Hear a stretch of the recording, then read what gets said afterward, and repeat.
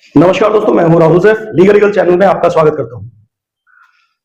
आप अपनी नौकरी धंधे छोड़कर बकायदा हर डेट पे पहुंच रहे हैं और आपकी बीवी है कि या तो डेट्स पे आती नहीं है या फिर वो अपने वकील को भेज देती है, या वकील साहब भी गायब ही रहते हैं अक्सर डेट्स पे, और आपके पहुंचने से पहले ही एडजॉर्नमेंट ले लिया जाता है या आपके सामने ले लिया जाता है। आप लंबा ट्रेवल करके जाते हैं, पूरा सफर करते हैं, एक दो दिन की आपके टाइम समय की बर्बादी होती है, पैसा खर्च होता है, नौकरी धंधे से दूर हो जाते हैं, वहां पे कई तरह के नुकसान होते हैं।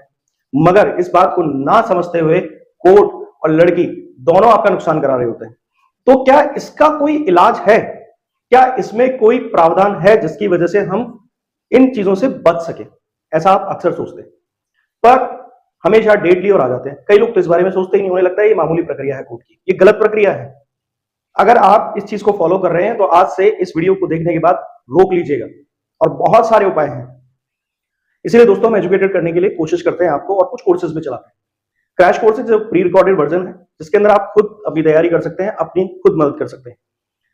मेन कोर्स है जिसमें मैं और मेरी टीम आपकी मदद के लिए हमेशा तैयार रहते हैं। उसमें अलग अलग तरीके की जजमेंट, गाइडलाइन और कई तरीके की एक्सरसाइजेज, कई वर्कशॉप्स, कई टेक्निकल जो आपकी मीटिंग्स हैं वो होती रहती है टाइम टू टाइम, और उसकी वजह से आपका ओवरऑल डेवलपमेंट होता है। कोर्ट से लेकर पुलिस तक आपको असिस्टेंस मिलता है। तो इसके अलावा बहुत सारे सैकड़ों तरीके हैं जिससे आपको तेजी से अपने केसेस में राहत मिल सके। आपसे पहले जितने भी लोगों ने इन कोर्सेज को ज्वाइन किया बहुत बेहतरीन कर रहे हैं अपने कोर्सेज के बाद केसेस के अंदर, और या फिर अपने केसेस से बाहर आ चुके हैं, कॉन्फिडेंट हैं जो लोग अभी अपने केसेस को फेस कर रहे हैं। कम से कम घबराहट नहीं है। अगर आप भी चाहते हैं कि इस तरह के कोर्सेज को ज्वाइन करना, तो दिए गए व्हाट्सएप नंबर पर डिटेल लीजिए और ज्वाइन कर लीजिए। आप खुद भी अपना केस इन कोर्सेज को ज्वाइन करने के बाद लड़ सकते हैं। अगर आप किसी कानूनी समस्या का समाधान चाहते हैं मुझसे, तो दिए गए व्हाट्सएप नंबर पे ही अपॉइंटमेंट के लिए बुकिंग डालिए। उसके बाद दिए हुए टाइम पर आपको कॉल आएगी। अब सीधा मुद्दे की बात। देखिए, ये समस्या तो है, और लगता है मेरा कितना पैसा खर्च हो गया, मैं इतनी दूर से आ रहा हूं, और केस बस एडजॉर्नमेंट पे एडजॉर्नमेंट से डिले होते हैं। दो तरह का नुकसान है।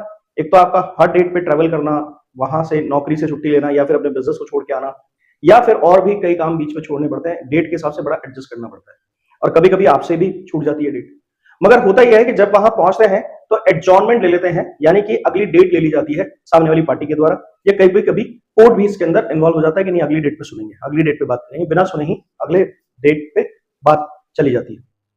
अब आपके लिए समस्या यह है कि अगर इन सबको कैलकुलेट करें, अगर 10 डेट भी पड़ी पूरे साल की, और उसमें 2 या 3 डेट पे ही सुनवाई हुई, कभी आप नहीं पहुंच पाए, कभी कोर्ट ने अपनी तरफ से एडजॉर्नमेंट ले लिया, और कभी कभी तो पार्टी हमेशा तैयार रहती है, क्योंकि झूठे केस में पार्टी का सबसे बड़ा हथियार ये होता है हैरेसमेंट। और हैरेसमेंट डेट के एडजॉर्नमेंट से बढ़िया कोई उपाय नहीं, क्योंकि उन्हें कुछ पेश करना नहीं है, वो एविडेंस देना नहीं चाहते, तो डेट्स निकालना ही उनका धर्म रहता है। आपको जल्दी फ्री होना है, वरना सालों यूं डेट्स पे ही आपके दिन खत्म हो जाएंगे। तो इसके लिए उपाय है। देखिए, एक तो ये होता है कि अक्सर जो फैमिली मैटर्स होते हैं उसके अंदर कभी भी पार्टी खुद नहीं आकर अगर वकील को भेज रही है तो ये गलत प्रैक्टिस है, क्योंकि फैमिली कोर्ट एक्ट सेक्शन 13 ये कहता है कि वकील की वहां जरूरत ही नहीं है, पार्टी तो वहां उपस्थित होगी, अपना रिप्रेजेंटेशन खुद देगी। वकील बाहर से मदद कर सकता है, पर फिर भी चलिए, एक कोर्ट ने परंपरा बना रखी है तो वकील एंटर कर जाते हैं कोर्ट के अंदर, पर फिर भी पार्टी का वहां रहना जरूरी है। अगर वहां पार्टी नहीं आ रही है और लगातार 3 डेट तक नहीं आई है, तो दूसरी डेट पर ही, लगातार 2 डेट पे नहीं आई तो दूसरी डेट पे ही एक्स पार्टी की एप्लीकेशन लगाइए, और साथ में तीसरी डेट पर उसे एक्स पार्टी करने की प्रार्थना दूसरी डेट पर ही कर डालिए। अब होगा यह कि जैसे तीसरी डेट पे वो नहीं आती है, तो फिर आप एक्स पार्टी की एप्लीकेशन को अपने अप्रूवल पे लाइए, और इसके लिए थोड़ा दबाव बनाना पड़ेगा, मजाक में नहीं होता है ऐसा। अक्सर कोर्ट आपने देखा भी है कि लड़की का फेवर कर ही जाते हैं, तो उस वक्त आपको दूसरी डेट से लेकर तीसरी डेट के बीच में बराबर दबाव बनाए रखना है।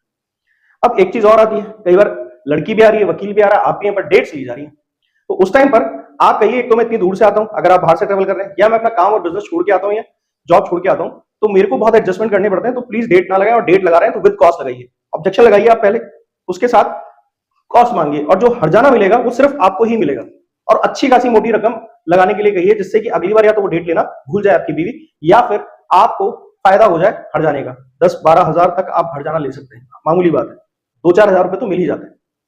तो अगर वो कॉस्ट लगती है तो इसमें आप एक एप्लीकेशन जो ऑब्जेक्शन की लगाएंगे उसमें जरूर लिखिएगा कि कोर्ट का बहुमूल्य टाइम और पैसा खर्च कराया जा रहा है सिर्फ डेट्स लेके, और यहां तक कि पिछली डेट्स पे एक बार आपको 1 या 2 डेट्स पे हर्जाना मिल जाता है, तो पिछली डेट्स पे भी जो हर्जाने वसूल नहीं कर पाए उसकी भी एक एप्लीकेशन लगा दीजिए विद ऑब्जेक्शन कि मुझे नुकसान हुआ है और कोर्ट को भी नुकसान हुआ है, मुझे हर्जाना दिलवाया जाए पार्टी से।